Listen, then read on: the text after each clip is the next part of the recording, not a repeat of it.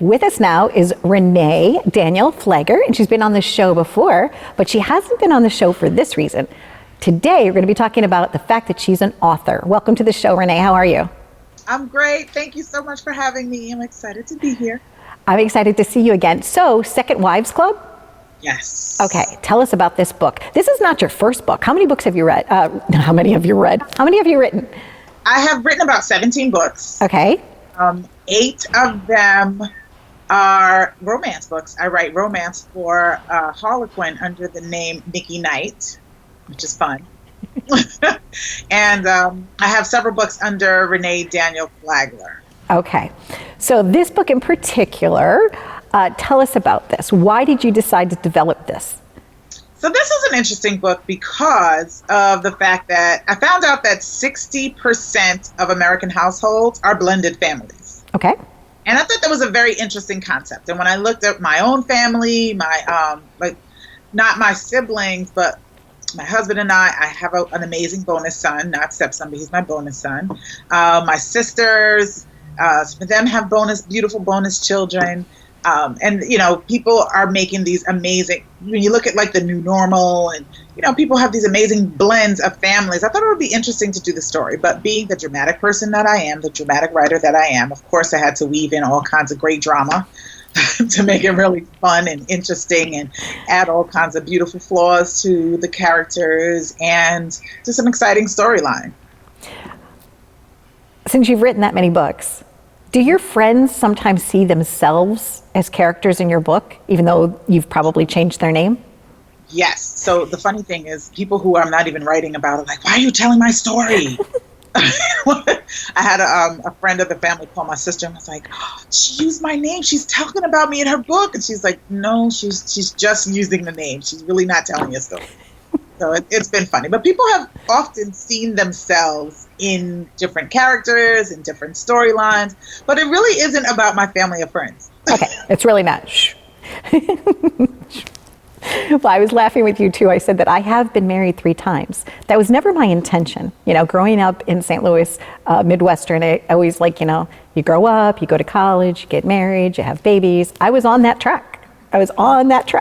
Somewhere along the line, I was like, And so my journey has taken me on so many different beautiful chapters, you know, and I know that I'm going to be writing more chapters. But to this date, you know, like you said, a book could be relatable because we all go through so much in a lifespan. People live longer now. They've got different challenges that happen to them. They have different desires that they want. They can ask for more out of life, right? They can create more out of life. And I think that's what your books do. They capture that. They capture that essence of like, rah, you know? Did you hear that sound? Rah. I love it. I love the sound of that. What a lot of people don't know about you is that you also have a major full-time career helping a nonprofit, Girls Inc. Takes a lot of your time, a lot of your energy, right? So let's talk about the glories of that, because I know that means something to you. Yes. Well, I believe that it really is a privilege, and I've told you this before. It is a complete and total and absolute privilege to serve at Girls Inc. as the executive director. I don't take that opportunity, the position, or any aspect of it for granted. It is amazing work. Girls Inc. is a national organization, one of the oldest in the country, and I am the executive director of the Long Island affiliate. And our mission is to inspire all girls to be strong, smart, and bold. I take that very seriously. We provide research-based programming in the areas of academic enrichment and mind and body and life skills. So we teach, it's very well-rounded, it's very comprehensive. So we're not just focusing on building confidence and esteem, but we're literally giving them critical life skills, and we have huge STEM initiatives. And it really is about reaching and equipping girls with what they need to truly be successful, to know who they are, to love who they are, and to be able to develop resilience and grit, to overcome obstacles, to learn new things, to be exposed to amazing opportunities and people. It's such fulfilling work. And like I said, it's a privilege to do this work. Who are 3 women that you personally want to give a shout out to that have made a difference in your life, Renee? I always say my mom, because I feel like she was the first philanthropist. I grew up with the baby of 6. We didn't have a whole lot of money. My dad worked for the city, and my mom did some work, and she spent some time being home with us.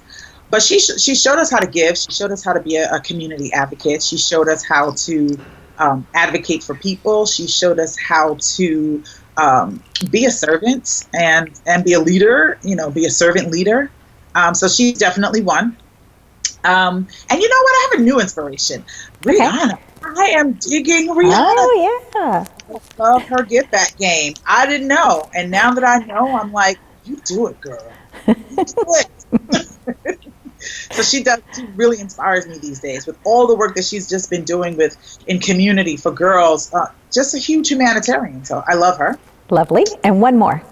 I've never been a big fangirl, but I feel like Michelle Obama could be my friend. Okay. She could be your friend. Is that what you said? Renee, knowing you and how passionate you are, I'm going to say that someday you're going to be doing lunch with her. I just know you. I just think ever since we've met, all things have always been possible in your journey, and I believe it might be coming to you. So, Michelle, if you're watching, or any of Mrs. Obama's friends, what? Well, why don't you just write her an email or a letter and invite her? You never know what invitation she might accept. But I did see on your social media the other day that you gave her a nice shout out, and the young lady was wearing a Girls Inc. t-shirt. That was exciting.